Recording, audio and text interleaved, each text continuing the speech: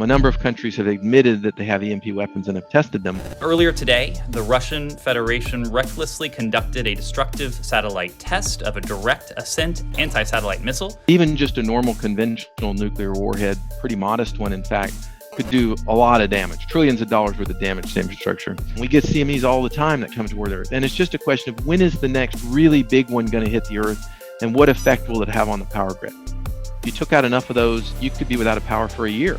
At the same time, government sources tell Global News there's been a cyber attack on the Federal Department of Global Affairs. You don't have to invade Ukraine or the United States or anywhere else if you can sit back and disrupt all their infrastructure where people are freezing and starving and unable to get to their money.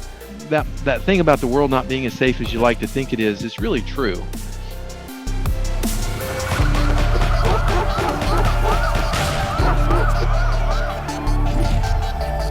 Hi folks, Canadian Prepper here. So today, once again on the channel, it's been a couple of years since he's been on, but Arthur T. Bradley, who's the author of numerous different books. He's a NASA engineer. He's an avid shooter, prepper, you name it. If there's anything else I missed, tell us a bit more about your background as a NASA engineer and what compelled you to get an interest in electromagnetic pulse of all things and EMP. Frequencies and that kind of thing.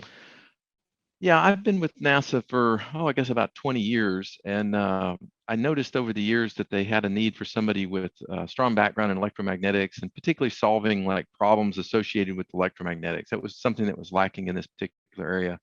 So I did a lot of digging into it, got certified as a national person working in it.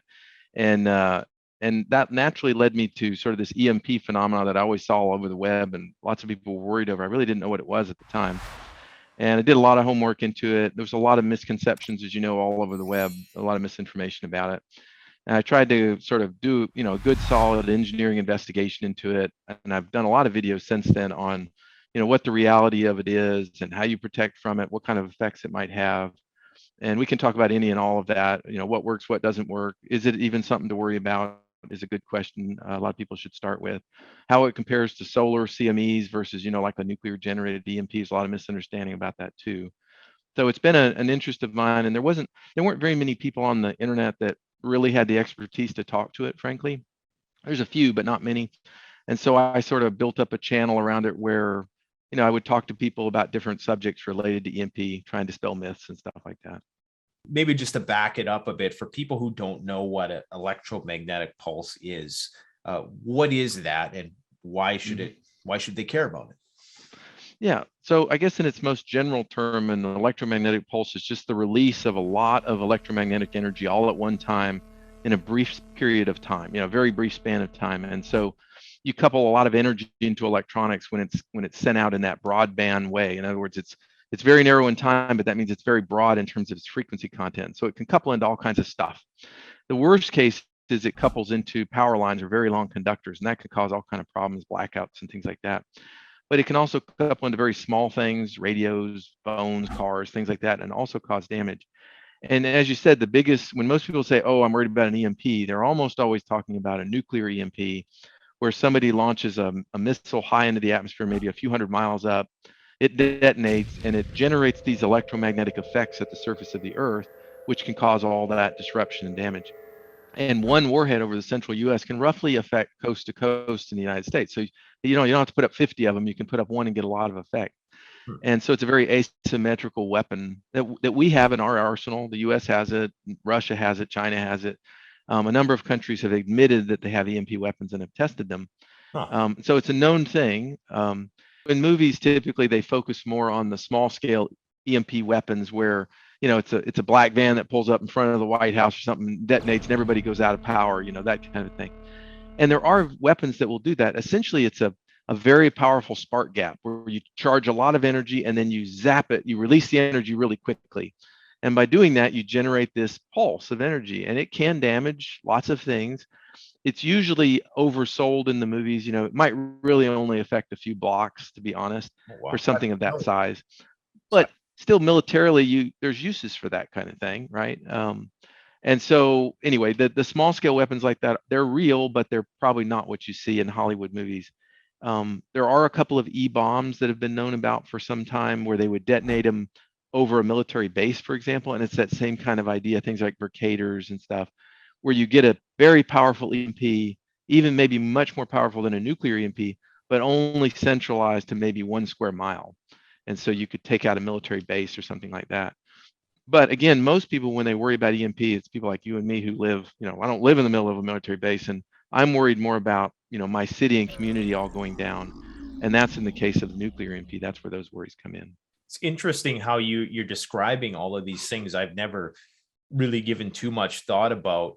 It would seem that as we're more dependent on technology, that having those weapons that can disable just the technology without perhaps damaging other aspects that maybe invading country wants to preserve, or whatever the case might be. Do you see that area of research ramping up? Is there a lot of minds working on that sort of stuff, or? There are some. I've been part of some review committees, government review committees. President Trump, when he was in office, had an interest in EMP protection, and he signed an executive order to look into it. I don't know that a lot of it came of that. I mean, I didn't see any big programs pop up, but there was some attention being put to it. And while it wasn't classified, I was part of a review team where I got to see some of the planning that was underway, things being proposed. And most of it was simulation based, where entities would simulate the effects of a nuclear EMP and try and figure out protective measures for the infrastructures, large scale infrastructures. So I think the days of, there was a big facility called the Trestle built back, I think it was in the 70s in the US, where it's this huge wooden structure that they used to actually put airplanes and other things on, and then they would zap them with a real EMP and see what happened. And the whole thing was built of wood, even the screws and everything was made of wood. It was all put together with wood. And that became so expensive, I guess, to maintain that they ultimately went to these computer simulations. And that's where we're at now. And I think there's a lot of interest in that. Probably along the same vein is cyber attacks and cyber warfare. Exactly like you said, you don't have to invade Ukraine or the United States or anywhere else if you can sit back and disrupt all their infrastructures where people are freezing and starving and unable to get to their money. You can implement change from a distance, right? And we're seeing some of that now. Certainly, we've had cyber attacks on the U.S. and we've seen cyber attacks around the world. But in the case of a real conflict where we were really in a conflict with someone, that would exponentially increase those disruptions to our infrastructures and our lifestyle. And there wouldn't be a bomb drop to do it. It would just have those effects through our electronic technologies.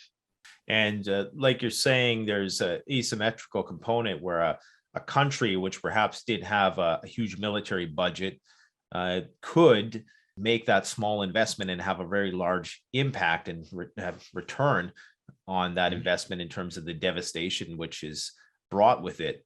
So in terms of these EMP weapons, how would they differ from a high altitude nuke? Well, so the essentially what it is it's a nuclear warhead that's placed inside of a missile that can go up high enough and then detonate high in the atmosphere. And there are some special weapons that were specifically designed to generate maximal EMP effects, but even just a normal conventional nuclear warhead, pretty modest one, in fact, could do a lot of damage, trillions of dollars worth of damage to infrastructure. Really? So you have to have two things to do it. You have to have a missile capable of getting up high enough, on target generally, and you have to have a warhead that's able to be miniaturized enough to get into the payload area of that missile. And so the major players have that: Russia, China, the United States, for example. But even smaller countries like North Korea is a good example. A lot of people wonder, can North Korea detonate a nuclear warhead over the U.S. to cause that kind of damage? And what would we do about it? And the answer is not really known for sure. 5 years ago, the answer was no, because they didn't, while they were working on their missile technology, and they continued to do that, their warheads were not small enough to put in the missiles.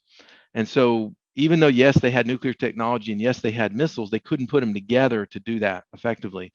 The answer today is I don't think people are quite sure, because they're rolling out bigger and bigger missiles, and they're surely miniaturizing their nuclear capabilities as well. So they're probably there or almost there. And a country like North Korea might figure it's worth rolling the dice. Detonating an EMP over the U.S. has one effect, maybe tremendous financial effect on the U.S., but it's unlikely to draw a nuclear war out of the United States. It's unlikely we would retaliate by, completely destroying their country. So it is that kind of asymmetrical thing, right? Where maybe you get a maximum effect, and yeah, you get punished, but you don't get punished the same way you would if you detonated, a nuclear warhead in Los Angeles, right? That's game on. Everything's, all gloves are off, right? So It's a different kind of war.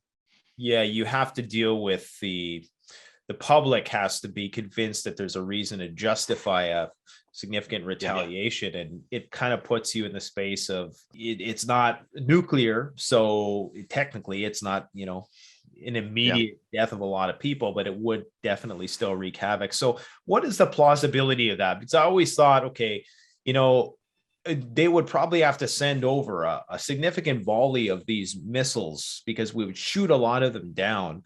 But is there the possibility that they could detonate it from space, or does it just have to, is there a certain sweet spot that it would have to be detonated for it to have the kind of effect that you talk about? Could they do it from a set, like an inconspicuous satellite that at any time, because that would be something that we could see a missile coming, obviously, but a satellite is always just kind of there, is that a possibility or a threat? Maybe. I haven't heard of viable satellite EMP weapons. I know I've heard people talking about it, but I've never actually heard about that. And satellites are on known orbits and so forth. I think if you suspected that a country was going to fly a nuclear warhead over your country, you would take it out. And satellites are pretty easy to take out, actually, as Russia has recently demonstrated. It's not too hard to take them out. Whereas a nuclear missile, especially an intercontinental ballistic missile, you really can't hit. They're very hard to hit. So even if we saw it coming, maybe you have 12 minutes warning from launch to detonation, it's very unlikely we would intercept it. Doesn't matter who fired it. And so to me, it's unlikely they would put them on a satellite as a primary method. It's probably more likely going to be a missile coming in. And they don't have to detonate precisely. It can be off by 100 miles here or there, and it can be off by 50 miles in altitude, and you still get a very similar effect. So it's different than trying to pinpoint where you have to have a guidance system that's very precisely controlled. This one, you just got to put it in the general area and then set it off. So a little bit different weapon. And it would seem to me that if they did that, they would probably want to do it in one of the more populous regions. Like we often hear, well, they would detonate it over the center of the North America, but it would seem like it would make more sense to me if it was detonated like over the East Coast or something like that, right? Yeah. So yeah, no, I think that's right. Yeah, the models always show it, how big it could be, right, over the central U.S. But in reality, it's very unlikely it would try and fly one in over to Kansas and detonate it. They would probably detonate over the eastern seaboard or maybe over the West Coast somewhere, where, like you said, you had huge population densities and you could cause a great amount of disruption. I think there was a study out a number of years back where a single warhead, very mild warhead, detonated over the eastern seaboard could cause $1 to $2 trillion in damage, and just like a blink of an eye. So very effective weaponry.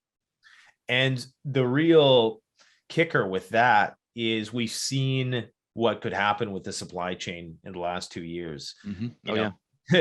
Imagine how long it would take, to get a transformer built in a climate like this, much Mm-hmm. less a climate where we were potentially at war with another nation. I mean, it would almost be virtually impossible. And if viewers don't know what I'm talking about, there's transformers the grid has to basically step down or step up the amount of power which is sent to various places in the grid, and those could potentially be right. Yeah, that's right.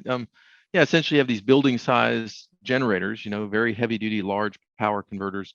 And if they get damaged, the impact of getting replacements or repair, as you said, especially in a climate where, all of your distribution systems and everything are sort of limited, would be very difficult. And, there's a lot of sort of extremists that paint these scenarios, and it's probably a little darker than it needs to be, where, if you took out enough of those, you could be without a power for a year. And, that's a long time. I don't mind a 3-hour blackout, but I don't want to be without power for a year. So. Well, I could believe it, because if it's going to take, like I say, with respect to the supply chain, we've seen how even to get something like that built or repaired today would possibly take months. Now, if you were to put all hands on deck and you were to put all your resources into just that thing, then, maybe it could be expedited, just like Operation Warp Speed or something. But at the same time, with a compromised supply chain, and you're probably going to be dealing with a lot of international conflicts at that time. And I agree with you, there is some sensationalism around how long it would take and how many people would die if it happened. But I do think that it would probably be a while before we recovered from something like that. how likely is it that if there was a nuke detonated, say, over the eastern seaboard, that it would actually destroy a transformer or hundreds of transformers? Yeah.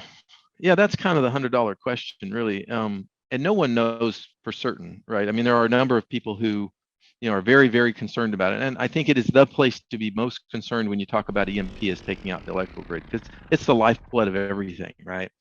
But no one knows for certain, what percentage of these transformers would be damaged if the bomb went here and so forth and so on. All they can do is simulate the field levels that would be felt, and they can extrapolate what voltages and currents would be induced, and then they can predict, yes, this is likely to fail, and there will be a catastrophic failure down the line because of that.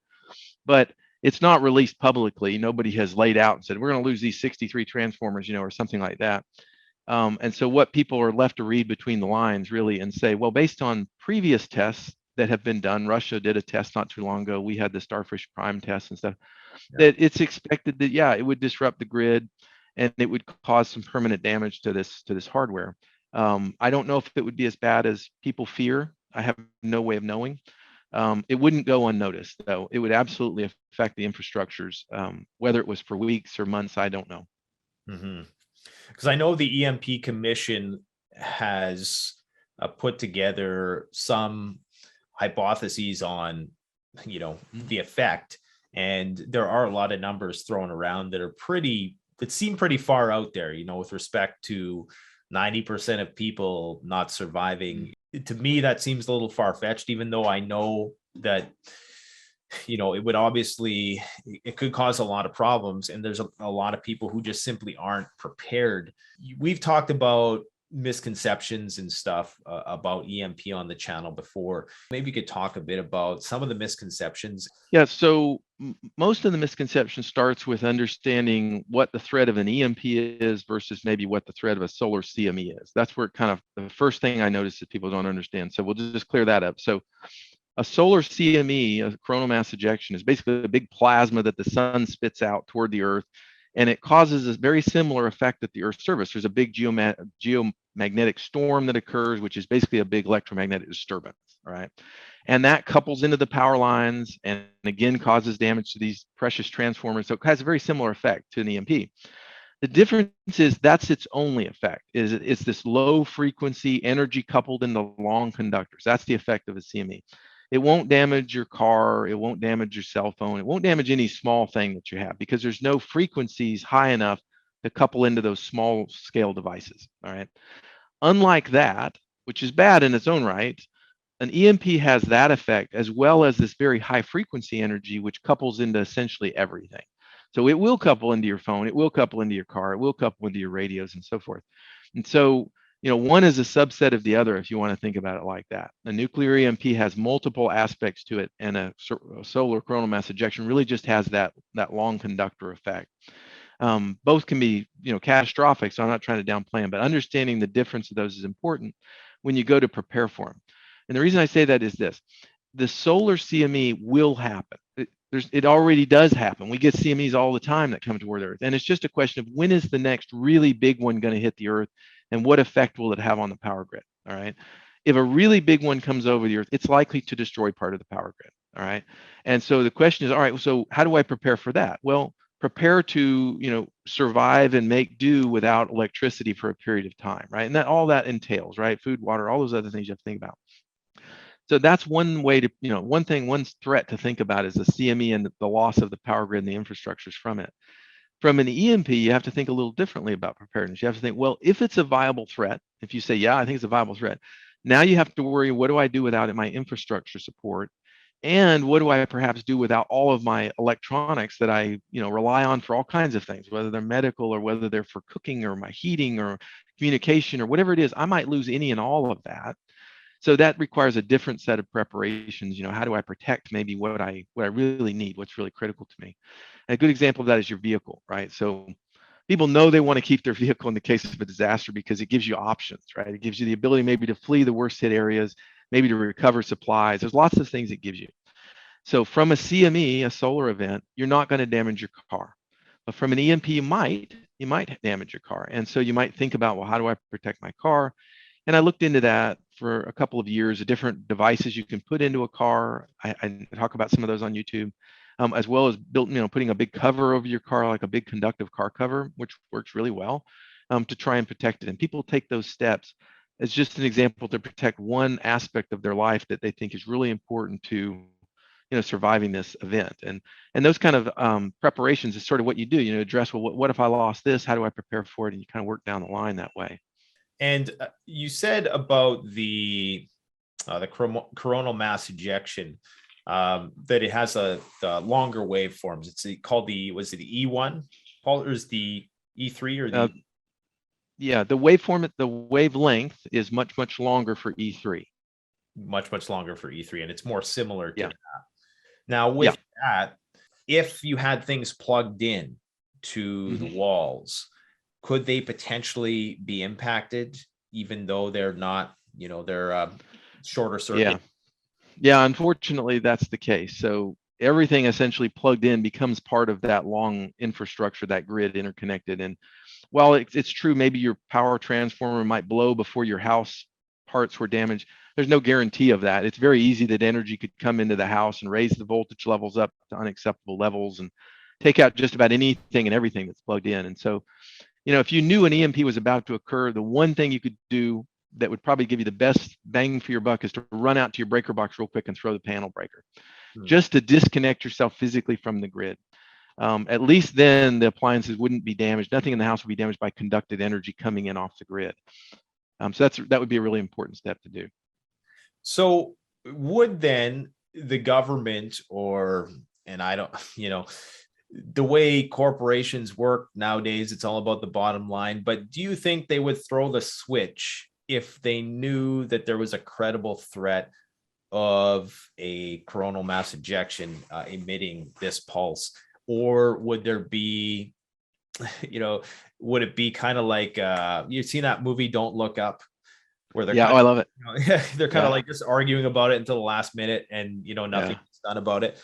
Do you think it would be a situation like that where, we just wouldn't do it because we'd be worried about the profits that we would lose in shutting down the power grid? Because we could, like you're saying, prevent it from really having much of an effect if we just shut down for a couple days, right? But I don't think companies would. It doesn't actually work like that. As weird as it is, that's what I thought too. Is that if you let's say there was a huge emission that came out from the sun, like unlike any that we'd seen in the last few hundred years, you would think the government would say, "Oh crap," and we can see them coming. We have a couple days notice. It's not like a CME just pops on you like a solar flare. Yeah. So it would come slowly over. The question is, would we shut the grid down? And the answer is almost certainly no. And there's two reasons for that. I asked some experts about it. One is it's almost impossible to know the effect of the CME on the Earth.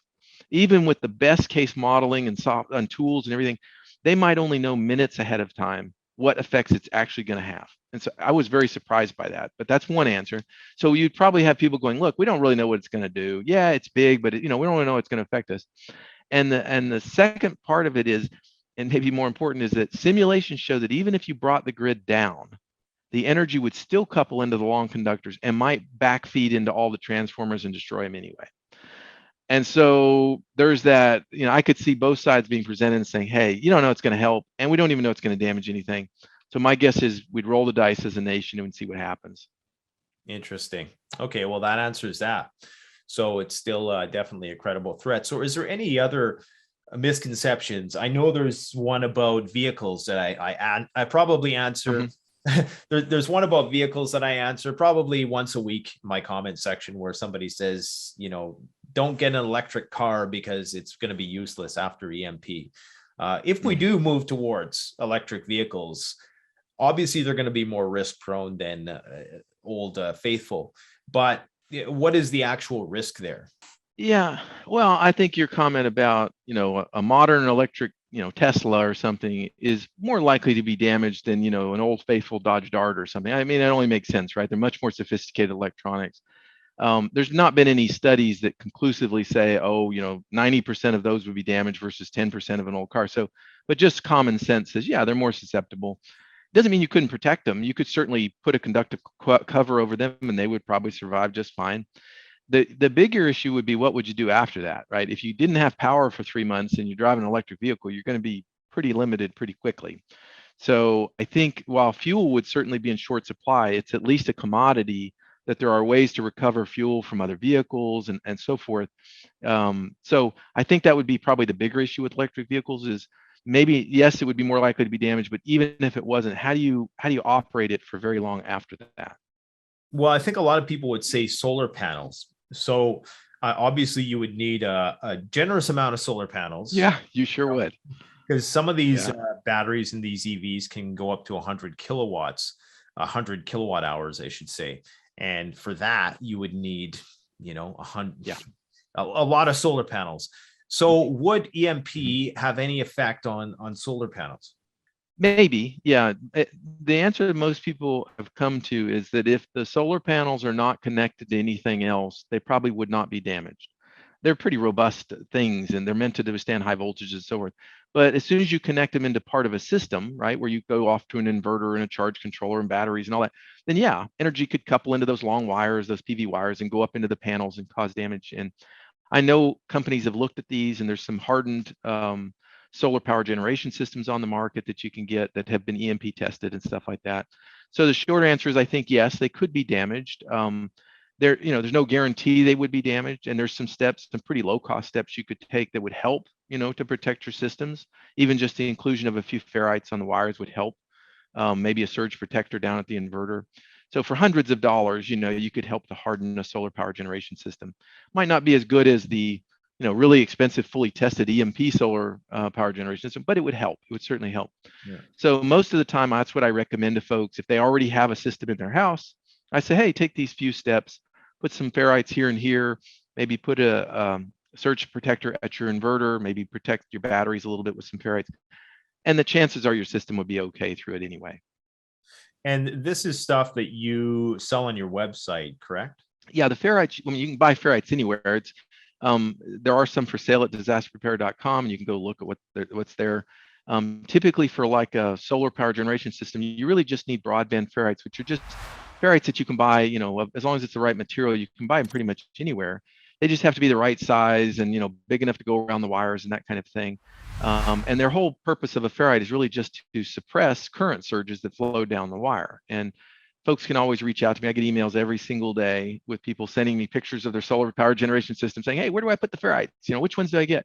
And I'm happy to point people in the right direction for that. It's pretty easy to do. You just clip them around the wires. You don't have to disconnect stuff or anything like that. So it's pretty easy to add some protection.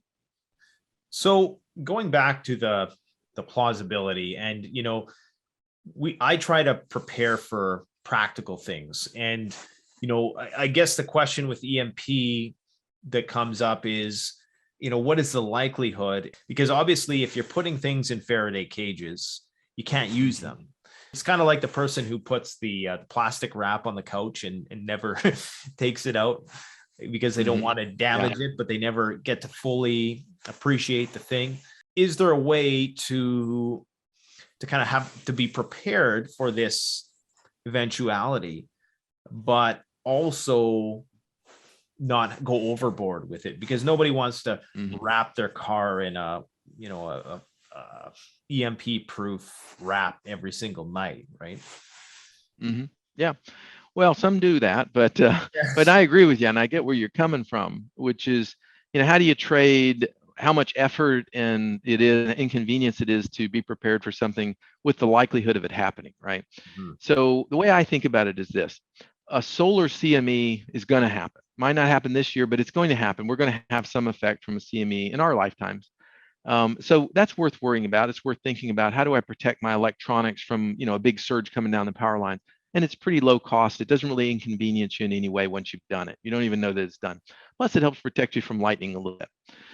And the EMP is a little different because, like you said, now you've got these small things like, I don't want my radios, my two-way radios to be damaged. Well, now I got to store them in a Faraday bag or something so that they're not damaged. But most of those things we don't use daily anyway, and having them stored away isn't that big of an inconvenience. Now, there are some things that are inconvenient, like I don't want my laptop to be damaged, but I need it all the time. I don't want to have to store it and take it out every 3 hours. And so you take a risk on certain things. You take, maybe use some limited preparations and protections on things that you have to use all the time. And then the things that you don't use frequently, you store away, or maybe you keep a set of spares of things that are really, really important to you, especially if you have medical devices that you just couldn't afford to lose. It might cost you your life. Then it's worth spending a little bit of money buying a spare, storing it away, and knowing, hey, worst comes to worst, I've got that. And if I never need it, it's like insurance. Wonderful, I didn't need it. So yeah, it's a trade though. I totally understand and agree with you. It's a trade you have to make. And there are some companies now who do sell, like on the topic of laptops, for instance, they sell Faraday bags, smaller things that you can put your stuff in, I guess, when you're not using it and it's not a huge inconvenience. Yeah, I tested a number of those on my YouTube channel, and like a company, Faraday Defense, is a well-known company that offers those type of products, bags for laptops and small bags for generators, portable generators and stuff. And they do fantastic. They shield much better than you would ever need for an EMP. Even, I mean, they provide 80 dB of shielding or something, much better than you need. Yeah. And it's a pretty modest investment. Your laptop bag maybe $50, $40. I mean, on the whole of protections and precautions we do, it's pretty modest for something that might be really important to you. And so if an EMP were to happen, the proximity to the blast would obviously play a bit of a role. What is the likelihood of a laptop not working if I was within moderate range of a EMP blast? Like, is that a real thing? Is it going to just fry and never work again, or can I resuscitate it somehow? Yeah. Every device is different, but my first rule is this. I kind of base it on a couple of stages. Does the device have a lot of modern electronics in it? And by that, I mean there's very small scale transistors in it. Unfortunately, if your laptop's like mine, I've got one of these Lenovo's where they're getting smaller and smaller and smaller, and the electronics are getting more and more dense. They're really dense electronics. Now they're very easy to damage. The voltage levels that are needed on the motherboard to damage it might only be a couple of volts. Doesn't take much. So that's a negative. It's likely to be damaged if you have a lot of very sophisticated electronics. Second is, does it have an antenna? Anything that's got an antenna, the antenna's only got one purpose, right? To send and receive the tiniest of signals it can possibly get, right? So whispers of energy out there, it's trying to pull in and make sense of. And guess what? If somebody all of a sudden came up and screamed as loud as it could in that antenna, with electromagnetic energy, it's very likely to blow out the transceiver inside of the communication channel. And so, yeah, I think unfortunately most modern laptops, cell phones, those kind of things would have a pretty good chance of being damaged. And these are our comms devices, which are obviously going to be of critical importance in a grid down predicament. So, shortwave radios, walkie-talkies, ham radio, these things are going to be highly susceptible, is what you're saying. Yeah. And there again, each one of these are steps you can take to make them a little less susceptible. Ham radios are a great example. I did a video, I don't know, a few months back about if you have a ham radio, there's a few steps you can take, very low cost steps that greatly increase the chances of your radio surviving, right? And so it's worth watching just some basic protections, reviewing some basic protections that you could do if you have things that are important to your preparedness plan. So what do you think the likelihood with the tensions that appear to be increasing on the Eastern Front right now between Russia and NATO, Ukraine, and that whole mix, is there a likelihood that these types of EMP weapons would be employed in some capacity? I doubt it. I doubt it would occur, especially in the Ukraine conflict. For one, Russia doesn't need it. They can roll right into Ukraine if they want to. They don't need to detonate an EMP. Ukraine doesn't possess the ability to do it, other than maybe a small scale, EMP of a small area or something. And I don't even know if they have that ability, frankly. So I doubt it would play a major role. Cyber warfare would play a big role. Russia would, you probably know Russia's about to come in when all of a sudden everything in Ukraine shuts down, where they can't communicate effectively and nobody knows what's going on. And you'd hear the tanks rolling in pretty quickly after that, I think. Now, if it grew into be more of a NATO kind of conflict where, England and France and other countries in Europe became involved, then it's a different game because they do possess those abilities. But I think most countries, superpowers, recognize if you fly a nuclear warhead over any other country and you detonate it, it's a very, very serious act of war. Whether it would result in nuclear retaliation or not would be a question, but you would have declared war on that country for sure. So I don't think we would see it unless we're getting close to a global world war type of conflict, which is not out of the question, frankly. The thing in Ukraine should concern everybody. It's pretty serious. Yeah, like I mean, as a sidebar, I mean, what are your thoughts on that situation? We're going to have a lot of guests on to talk about it, Mm. but just from the perspective of, person who works in the government, and what do you think the likelihood of a global conflict which would warrant the use of such weapons be? And do you think that we are? What do you Yeah. think? What's your personal DEFCON level? Yeah, I guess I'm not 100% convinced one way or the other. I can see a few different scenarios, that we're in, and you'll have experts that know all of the ins and outs of this. I'll just give you the layperson view. Is I see a conflict where you have a superpower with a lot of capability, right? Russia has built its military in the last 10, 15 years very much up. It's very powerful. And they want to reconsolidate essentially pieces of the USSR. They want to grow that influence back again. It's a point of shame, and they want to grow that back. And Ukraine being accommodated back into that Russian empire is very important, I think, as part of that. Now, I don't think they fully expected, I may be wrong, the reaction of the US and the reaction of Britain and NATO as a whole, of that there's going to be a price to pay. Yeah, and we all agree we're not going to go to war, and bomb Russia as they come into Ukraine. But there'll be a price to pay that maybe Russia doesn't want to pay or isn't willing to pay, either from a political standpoint or an economic standpoint. And as I read an interesting article the other day, the US, they said historically the US is terrible at fighting insurgencies. And you can agree or disagree with that, but we're incredibly good at funding and keeping insurgencies going. And we have a lot of experience with that. And the idea was, hey, we don't have to beat Russia and Ukraine. We just get an insurgency going there and we keep it funded and well stocked, and then Russia will move back out on their own, right? I mean, at some point, those things just become consuming, and I don't think Russia wants that either. Now, whether or not Ukraine would want that and be willing to tolerate that, I don't know. So there's a lot of complexities to it. What I don't know is if someone's going to make a serious mistake along the way, right? Russia could make a mistake and think the US isn't serious about this and go ahead and invade. And maybe a lot of people are killed that they hadn't intended. It'd be a little more bloody than they intend. And the US overreacts in some way. And then, one small mistake leads to other mistakes. And before long, the conflict's grown not just to Ukraine, but maybe Britain did something that US or Russia couldn't tolerate. And so now there's a fighting that, and then all of a sudden it gets bigger, bigger, bigger. That's how world wars start, is somebody makes a miscalculation. And I that's what I worry about, is a miscalculation somewhere along the way. Yeah, and then you have the political pressure and the hubris throughout all of this on politicians to do something, and who don't want to look weak. On the topic of global conflict, what are your thoughts on the satellite which was shot down? I believe it was last December, and took the space station by surprise. I'm sure it was big news around your circles. Could you maybe what's your thoughts on that whole thing? And Sure. Yeah. So I think it caught most everyone by surprise. I think it was in November of last year, Russia decided they were going to, it was really a demonstration of their ability to attack something in space. That's the only reason I could ever come up with why they destroyed it. So they weren't the first ones, by the way. China had destroyed an satellite some number of years before, but they did it sort of out of the blue to demonstrate their ability, and they destroyed one of their own satellites. They weren't attacking anybody else's property, which is theoretically allowed, right? You can destroy your own property. And thousands of, what happens is you hit this satellite, you destroy it, it turns into thousands of pieces of debris, right? And maybe tens of thousands of pieces of debris. And while space is a pretty big place, there are a lot of things up there. There are many thousands of satellites and many, many, many, many millions of pieces of debris floating around. And so what happens is this debris all starts to hit other things, and the space station they're not protected from that debris. They have to take emergency maneuvers to get out of the way of debris that's coming their direction.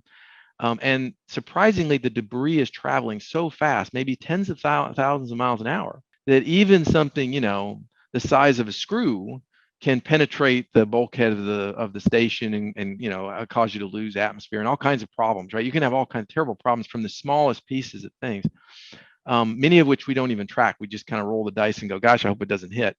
But imagine if something, the size of a football made of metal struck, the space station. You can easily take out the space station and kill astronauts. And so, and you can take out other, and once you hit one thing, then it starts breaking up into pieces, and it just keeps going and going and going. And that's you mentioned earlier about the Kessler syndrome, and that sort of describes that domino cascading of things colliding and breaking into more and more pieces. So yeah, we live in an interesting time where we have these things flying around us, these satellites, which will be there long before, long after you and I are dead and our kids are dead, and even thousands of years from now, if we don't do something about it, they'll still be circling the Earth. Maybe mankind will be gone. It was an interesting story. People would predicted that the way we're headed, we'll all be gone and dead, but there'll still be remnants of us circling around the planet, which is an interesting, probably a science fiction story in there somewhere. But yeah, we're in interesting times where space weaponry is going to be more and more important. Would you say that it was Russia showing off their capability to do that, or was it a legitimate wanting to take down a satellite? I guess my concern is that clearly they must have known that it would put the astronauts at risk, or could it have just been an oversight? No, I think they knew. I think it was a calculated thing. They're smart people. They're astronauts in space program and everything. They know what they're doing. So I think what it was a demonstration of, countries have these cool satellites that can spy on us and maybe do other kind of things that we don't like. But guess what? We can take them out if we want to take them out. It's not very difficult to do. I think it was just a demonstration, and there were probably some political messages in it as well about, to me, it's not so dissimilar than like North Korea deciding to kill somebody on foreign soil. The person's not really that much of a danger to their monarchy or anything else. It's more about a statement of, we can do this, and we want the world to recognize that there's not really much you can do about it. And Russia can do the same thing, right? We can destroy a satellite up in space, which causes all kinds of problems. And you know what? There's not much you can do about it. And maybe there's some political leverage there of, hey, we'll enter an accord not to do that if you do this, this, and this with us. I don't know what will come of it. But yeah, it's an exercise in what we can do, I think. Some people may have seen the movie Gravity, and interestingly, that the plot of that movie could have played out if the situation with the Russian satellite shoot down didn't go without a hitch like it did. So maybe you could explain a bit more about what that would look like and what is the probability of that, because I've heard differing perspectives. Like you say, space is really big. The movies have kind of exaggerated. What are your thoughts on that? Yeah, space is really big, even just the area around the Earth, right? And so, but there was a guy named Kessler who basically did some statistics and said, hey, if you put up a number of items around the Earth, and you have very few chances of collision as more things go up, or as you start launching rockets up through that field. But if you put too many things up there, they start colliding, right? And then you get this cascading domino of things breaking apart, and you end up with essentially a cloud of debris that you can't pass through without very high probability of collision, which also means you can't have satellites up there without very high probability of them getting destroyed, and you can't have space stations up there either. Most people don't know our space station takes avoidance maneuvers a few times a year, typically, to avoid being hit by large pieces of debris. Because we track things that are just a few inches or bigger, and several thousands and thousands of these, tens of thousands of pieces are being tracked. And we know when some of these larger pieces are coming towards the station ahead of time, and we say, hey, you're going to have to move so far so it'll go underneath you or whatever. And so, yeah, it's possible that a smaller piece that's not tracked, or a piece like in the case of the Russian destroying something that just suddenly gets generated, is speeding towards the space station, and there's not a way to get out of its path. And then you could end up getting, you could destroy it and have something like in the movie Gravity. It's probably the bigger worry, though, is that you create this this catastrophic cloud of debris around the Earth that you can't recover from, right? That it takes a long time to get debris down. The lower it is, it starts to drag against the atmosphere and it gets pulled down and burned up, right? So things that are very low orbiting get pulled up, pulled down and destroyed. But as you go up higher and higher, it can take decades or hundreds of years or thousands of years or even longer to come down low enough to get where it's destroyed. So you can put up lots and lots of things that will never decay and be destroyed. And if that's where the clouds are forming, you essentially create something that you can't fly through without great risk.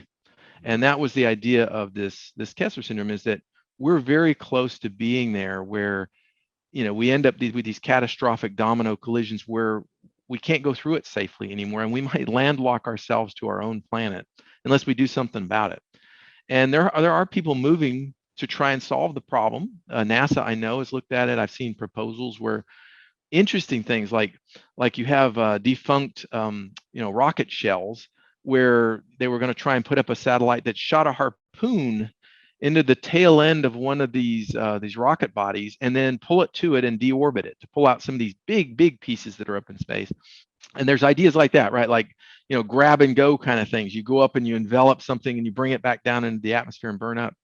There's ideas where they put out these huge nets or huge sticky surfaces in space to try and catch thousands of these small pieces that would fly. I don't know that any of it is the right answer. Mhm. There's a lot of ideas. But But I will say it's not an easy problem to solve. Seems like it would have to be a pretty strong net if these things are flying at 10,000. Yeah, 10,000 miles an hour. Yeah. Right. Right. Yeah, it's a tough problem. I don't know what would work, but there are a number of things people are looking at, and the problem is we're generating way more debris than we have any ideas of how to bring down. So it would have to be like an international plan, very similar to like global climate plans, where everybody kind of agreed, hey, we're going to take these steps. Like, I'm going to make sure whatever I put up, I can deorbit. I'm going to just be able to drive it back down low enough where it can burn up in the atmosphere. We haven't required that, but that would be a huge step, for example, that we didn't continue to make it worse and worse and worse. I don't know if we'll do that or not. I have no idea. Or maybe we'll wait until it's a global catastrophe and then we'll try and figure out how to solve it. It's probably what it's going to take is Probably. disruption in services of some sort. I'll share with you one thing on a Faraday cage that I need to tell everybody every time. Okay. It's one of those myths, which is, do you ground a Faraday cage?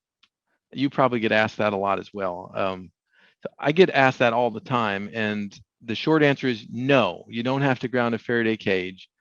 Doesn't hurt if you do ground it, and it's perfectly fine. But when you're protecting from something from an EMP, the energy is considered in the far field, and just having a conductive enclosure is adequate enough. You don't actually have to ground it. You're not trying to shunt energy away. You're just trying to keep the waveform from being felt inside. So I tell people you don't have to worry about driving a big ground rod and attaching your Faraday cage to it. You can just have a conductive enclosure. It can sit on a shelf somewhere, and that works just fine. Yeah, and a Faraday cage, if people don't know what that is, it's basically just a maybe you could explain that in really simple terms for people what it is. Yeah, a Faraday cage is just a term for a fully sealed conductive enclosure. So it has essentially, you can think of a box that's fully sealed up. It's all made of metal. That's a Faraday cage. It could be a conductive bag that's woven out of some kind of a conductive cloth. That's still a Faraday cage. As long as it's fully sealed, that's considered a Faraday cage. And all it really does is when an incident RF wave comes toward the Faraday cage, the electrons in the conductor reorganize themselves. They move around in that conductor and they create a canceling field inside the Faraday cage that cancels the external field. And so they kind of add out to zero so that inside the cage, you don't get that strong electromagnetic field. And so you don't need it to be grounded. You just need it to be a conductor where those electrons can move around quickly and easily. And it works very well to protect electronics from electromagnetic pulses or any kind of disturbance like that. Yeah, and I've made one before, and they're fairly easy to make. Like you don't need a lot of sophisticated equipment or anything. And I think you've shown how to build them on your YouTube channel as well, and you've done some testing on them, correct, to show that they work. Is there an easy way to test whether or not a Faraday cage works? I wish there was. That's another thing people ask often is, they go to the trouble to build one, maybe a big boxy Faraday cage or something, and they want to know if it's good or not. And I've done a few conferences where we had everybody in the audience build a Faraday cage, and then we tested each and every one of them with some test equipment, electronic test equipment. And it's amazing that from one to the next can vary by 90% difference. I mean, one will be fantastic and one will be rotten, and they look exactly the same. Yeah. And so you really have to have some kind of test equipment to measure how much the signal's attenuated going in. But I'll share with you one major thing that compromises it almost always. If you have a Faraday cage, imagine just a fully sealed box, and you take a drill and you put, let's say, an 1/8-inch drill bit, and you just drill a hole in the Faraday cage. It doesn't affect how well the Faraday cages work hardly at all. All right, and you can drill a few of those holes, and it doesn't affect it hardly at all. Still works great.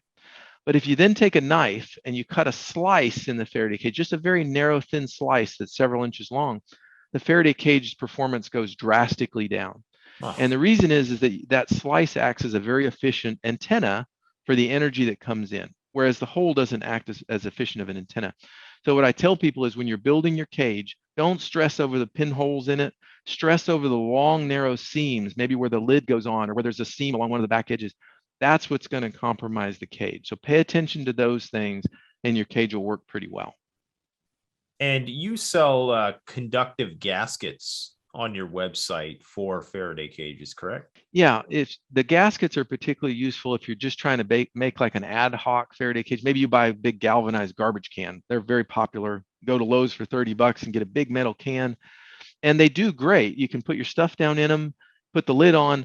The problem that I found in testing was that that seam around the lid a lot of times will let the energy right into the can. And so I tested a whole bunch of gaskets, conductive gaskets, and if you put just the right size around the inside of the lid, it goes on, the lid goes on and off without interference, but it seals up that gap.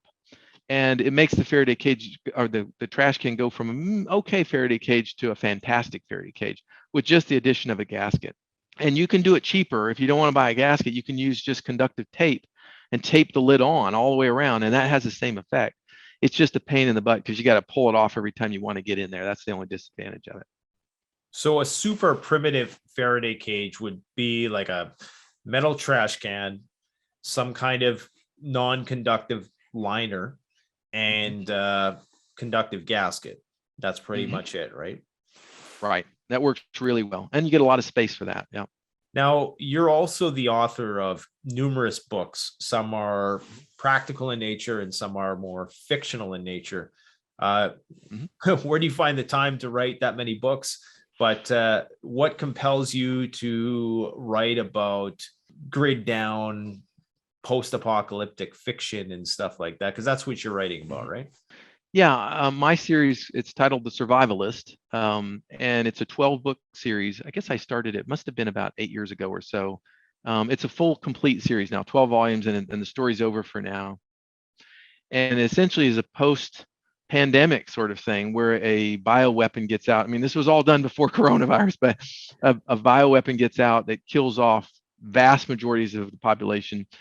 And there's sort of two parallel storylines. One is of a U.S. Marshal that kind of wanders the U.S., setting things right. There's a lot of injustice and bad things happening. And then the other is this escaped convict who's kind of a really grizzled, hardened guy who adopts this sort of young girl along the way and is trying to get her home.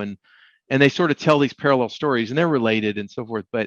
And I did it in that way so that people can identify with both sides, because in a real survival situation, you're going to be a little bit of both, I think. On the one side, you're going to want to be the good guy that's helping people out and doing the right thing, setting things right. And the other side, you're going to be doing what you need to do to keep people that you care about alive, right? And both of these characters make very, different decisions in situations that I think people can identify with. But it's a fun story. It's meant to be, I call it like popcorn fiction. It's meant to be, enjoyable fiction, lots of adventure, lots of that kind of stuff in it. But there's a lot of preparedness, survivalist scenarios in it where people, the characters have to react to it. Sometimes they do great, sometimes not so great. And it lets the reader sort of put themselves in that circumstance and think, well, what would I do in this case? Would I have done better than this guy or worse? And you can learn some things along the way too. It's pretty fun series, I think. And where can people get the books?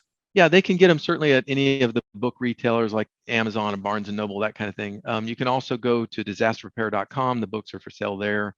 But you can find them anywhere. You just search The Survivalist Bradley and they'll pop up all over the place. And I've been meaning to ask you, like, as a person who works in a fairly prestigious job within the government, how do you deal with the whole stigma of preparedness and how do you approach it? Because, you're writing apocalyptic fiction, you're talking about EMPs, and at the same time, you seem to be able to balance, a lifestyle with that. So how do you navigate the whole stigma of preparedness? Yeah, it's a good question. And I don't have the perfect answer to it. I notice that sometimes when I talk to, I don't ever proselytize and I'm not out preaching preparedness to people at work or anything like that, but it comes up on occasion. And we've had, workshops and stuff where there's been preparedness topics that came up. There was even an EMP review that we were asked to do as part of the government, and I was able to be involved in that, which was pretty neat. But what I found is that most people long as you don't bother them with what you're doing, it's kind of like religion. As long as you don't bother me with your religion, I don't care what religion you have. And same way with preparedness. As long as I'm not bothering them, people seem to respect my opinions. Some people think I'm sure it's a little weird, but I don't go hardcore extreme. I'm not a doomsday, live in the bunker. We live a very normal lifestyle, but it doesn't mean I don't take it seriously. We do store water, we do store food, we are prepared in a number of different ways. So I try and just balance that. I'm always looking for opportunities to meet other people who are preparedness people and connect, in some way, because I think that network of people is critically important to times of crisis, is who you know and how you can kind of come together.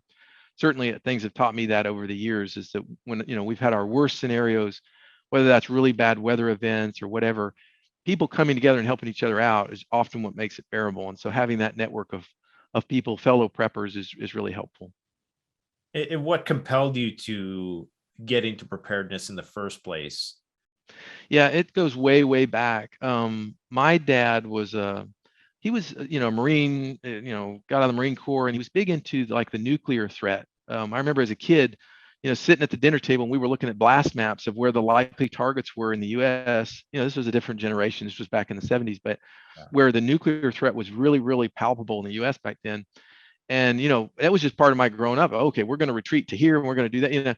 And it was kind of an adventurous thing when I was young. I went in the military, airborne military, U.S. Army, and that kind of furthered that. You did some survivalism and that sort of stuff in there. And it really, though, wasn't until like the 9/11 attacks that really I sat back and said, hey, that thing about the world not being as safe as you like to think it is really true. Because there was a time there right at 9/11 where a lot of people weren't sure what was going to happen next, right? Everybody was kind of like, well, okay, I know what that is. I know how bad that is, but what's next? Are we really headed towards something that's fundamentally going to change the world? And so I really took on the idea of getting better prepared at that time. And I read just about every preparedness book anybody's ever written. And, there were great pieces in lots of them. And I kind of put what I learned together into a handbook. There's a big handbook to practical preparedness that I wrote. And I kind of summarized, how do you prepare for food and water and electricity, and just kind of my own Bible of preparedness. And that brought me into the community. A lot of people, it was around the time Fukushima happened. If you remember the nuclear accident they had over with the tsunami, it was around that time. So the timing just was, I released the book, and then that happened shortly afterward. And there was this huge influx of interest in people being more prepared. And so I kind of got really into it, and I met a lot of people and started the channel and wrote some more books about different things. And that's kind of what led me into it. And have you noticed a change in people's attitudes towards prepping since the whole COVID outbreak? Oh, I've noticed a lot of things since the COVID outbreak. The worst of which is the disagreements and divisiveness we've developed among ourselves. But there probably has been a growing sense of getting better prepared. I mean, we had rushes on the toilet paper initially. Everybody had to have toilet paper. I don't know why we needed 5,000 rolls of toilet paper, but everybody needed it to maybe more, logical preparedness steps instead of just overreacting and panicking. So I like to think that the one good thing maybe to come out of COVID is people did realize the world can change pretty quickly in ways you didn't think it could. And all those things that are supporting you and making your life easy, they can change too, right? Your jobs, and whether you can go to Starbucks tomorrow, whatever those things are that make your life better, they can change. And so you have to think about, maybe how do I, put in place some protections or precautions to deal with some of those possible changes. So yeah, I think that's probably happened. Now, how long it'll last, I don't know. People forget pretty quickly. It's true. I mean, I've certainly noticed that there's a better reception to it, and there's a lot of more mainstream voices who are starting to talk about the importance of it. The government's starting to show commercials about it, even though it's more of a prep for a power outage type thing, as opposed to, for the bigger things that we potentially prepare for. I just encourage people to be prepared and try to see the silver lining of this whole COVID thing, as this gave us an opportunity to, I mean, we as preppers, we've been doing this for years, but gave everybody else an opportunity to say, like, this is what's going to happen times 10 if a really bad one comes comes through. So Mhm. would you be willing to come back on the channel if my subscribers had more technical or specific questions with respect to EMP, maybe some of the stuff we talked about with respect to space? I know we really didn't get into the asteroid thing, but maybe some people would like to hear your thoughts on that as well. Would you be willing to come back? Yeah, absolutely. I love that. I love answering questions. It's what I do on most of the shows. It's just people throw out questions, and I can answer most of them, not all of them. And I'm very honest. If I don't know the answer, I'll tell you straight out. I don't know, but this is what I suspect. But at least it helps dispel things that people might be, believing one way. So I'd be happy to come on and answer questions anytime. Yeah, and what I like about you is that you talk about things strictly from a scientific perspective, and I think we need more of that. And you do have a pretty extensive library of videos on your YouTube channel. I would encourage people to go and check it out. Great YouTube channel. And I've noticed you posted some videos about other prepping stuff like EDC and things of that. So it'd be good to, get your perspective on the other aspects of prepping. All right, guys, we're going to get Dr. Bradley back to answer your questions. So post them in the comment section below. Thanks for watching, and thanks for coming out. Thank you very much for having me. The best way to support this channel is to support yourself by gearing up at CanadianPreparedness.com, where you'll find high-quality survival gear at the best prices, no junk, and no gimmicks. Use discount code PREPPINGGEAR for 10% off. Don't forget, the strong survive, but the prepared thrive. Stay safe. And we'll try to get Dr. I can't even talk anymore. I'm getting so cold, man. I'm trying to keep it together. It's tough.